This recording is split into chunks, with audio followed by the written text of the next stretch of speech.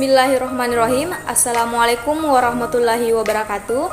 Perkenalkan, nama saya Argita dengan NIM 220110011, kelas A semester 3, Program Studi Administrasi Pendidikan, Fakultas Keguruan dan Ilmu Pendidikan Universitas Muhammadiyah Kendari. Pada kesempatan kali ini, saya akan menjawab soal ujian tengah semester yang diberikan oleh dosen pengampu mata kuliah Administrasi Perkantoran Modern, Ibu Hasma Nurjaya, SPD, MSI.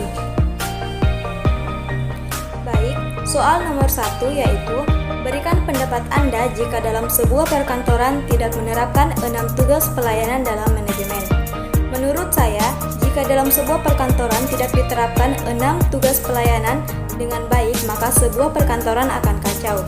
Karena di dalam sebuah perusahaan sangat penting yang namanya sebuah pelayanan. Dan apabila pelayanan tidak ada, maka suatu perusahaan akan dipandang buruk oleh perusahaan lain ataupun oleh masyarakat yang ada.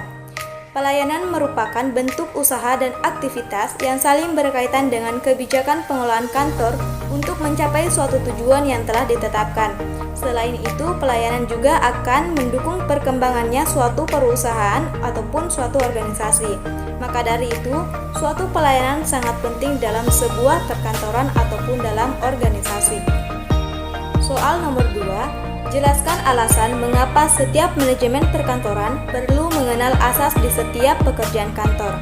Karena dengan kita mengenal asas dalam setiap pekerjaan kantor, akan memudahkan kita untuk mencapai suatu tujuan yang telah ditetapkan dalam perkantoran. Selain itu, dikenalnya asas ini juga akan memberikan kemudahan dalam pengawasan serta hemat waktu dalam bekerja. Karena dalam setiap asas sudah ditentukan mengenai pekerjaan masing-masing. Asas merupakan suatu bentuk pengorganisasian dalam pengelolaan kantor. Maka dari itu, penting kita untuk mengetahui asas dalam pekerjaan kantor agar memudahkan kita untuk melakukan pekerjaan serta dapat berjalan dengan baik. Soal nomor 3. Deskripsikan apa saja peran tata usaha dan karakteristik pekerjaan kantor. Peran tata usaha meliputi kegiatan menghimpun, mencatat, mengadakan, mengolah, mengirim, serta menyimpan dokumen-dokumen maupun arsip yang penting. Dengan adanya tata usaha ini, maka pekerjaan kantor akan mudah dan dapat mencegah terjadinya suatu kesalahan dalam pekerjaan. Sedangkan karakteristik pekerjaan kantor meliputi yang pertama bersifat pelayanan, yaitu dapat membantu pekerjaan lain agar berjalan secara efisien dan efektivitas. Terus yang kedua, bersifat terbuka dan luas, artinya pekerjaan kantor dapat dilakukan di mana saja. Yang ketiga, dapat dilakukan oleh semua pihak organisasi, artinya pelayanan kantor dapat terlayani oleh siapa saja, baik itu oleh pemimpin yang paling tinggi maupun oleh pemimpin yang paling rendah. Soal nomor 4, berikan pemahaman Anda mengenai organisasi perkantoran. Organisasi perkantoran merupakan suatu proses yang menjadi tempat orang-orang untuk berinteraksi dalam mencapai suatu tujuan yang telah ditetapkan. Selain itu, organisasi perkantoran merupakan suatu rangka dasar yang menjadi tempat orang-orang melangsungkan kegiatannya dalam menerima, menyimpan, mengolah, serta menyajikan sebuah informasi. Soal nomor 5. Jelaskan pendapat Anda apa yang dapat terjadi jika dalam sebuah kantor tidak menerapkan asas tata ruang perkantoran. Menurut saya, jika di dalam sebuah kantor tidak menerapkan asas tata ruang perkantoran, maka di dalam kantor itu akan terlihat tidak baik. Karena asas tata ruang perkantoran merupakan faktor penting dalam penataan dan dapat berpengaruh terhadap citra perusahaan itu sendiri.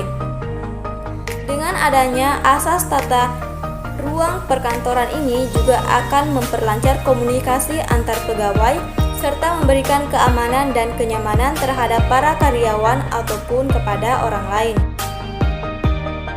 Gambar tata ruang berdasarkan jenisnya ada 4. Yang pertama yaitu tata ruang kantor berkamar. Di sini dilihat gambar mengenai tata ruang kantor berkamar. Jenis tata ruang ini akan membuat pegawai lebih memiliki privasi, karena meja kerja mereka terpisah oleh sekat-sekat sehingga tidak mudah diganggu oleh orang lain. Yang kedua yaitu tata ruang kantor terbuka.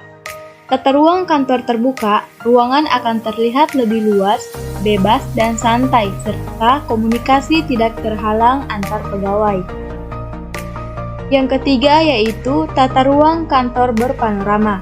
Tata ruang kantor inilah yang paling unik karena menyegarkan dengan menggunakan ornamen bunga atau tumbuhan lain untuk mempercantik ruangan. Yang keempat yaitu tata ruang kantor gabungan. Jenis tata ruang ini lebih dinamis dan tidak kaku. Soal nomor 7. Setujukah Anda jika peralatan kantor selalu diadakan pergantian setiap tahun? Jelaskan alasan Anda. Saya setuju jika peralatan perkantoran selalu diadakan pergantian setiap tahunnya. Namun, tergantung lagi kepada pemimpin untuk melihat kondisi dan situasi yang ada. Dengan adanya pergantian peralatan kantor setiap tahunnya juga akan memberikan kesenangan serta kenyamanan pada para karyawan. Akan tetapi, pergantian peralatan perkantoran hanya perlu diganti kepada alat yang sudah tidak layak digunakan. Karena apabila untuk pergantian alat perkantoran setiap tahunnya kepada alat yang masih layak untuk digunakan, juga akan menimbulkan kerugian besar kepada suatu perusahaan itu sendiri. Baik, itulah tadi mengenai jawaban saya terhadap soal ujian tengah semester administrasi perkantoran modern. Lebih dan kurangnya mohon dimaafkan. Saya akhiri dengan ucapan billahi fi sabilillah, fastabiqul khairat. Wassalamualaikum warahmatullahi wabarakatuh.